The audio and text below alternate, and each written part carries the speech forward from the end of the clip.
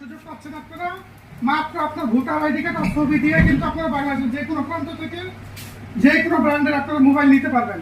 তো আমার আসলাম ভাই মানে সর্বনিম্ন কত থেকে কত টাকার ভিতরে আপনার মোবাইল সর্বনিম্ন আপনার ৮,০০০ থেকে আপনার ৪০,০০০ টাকা পর্যন্ত মোবাইল ৪০,০০০ টাকা পর্যন্ত দিতে পারবেন। জি জি ৮,০০০ থেকে ৪০,০০০ টাকা পর্যন্ত আচ্ছা মোবাইল নিতে পারবেন।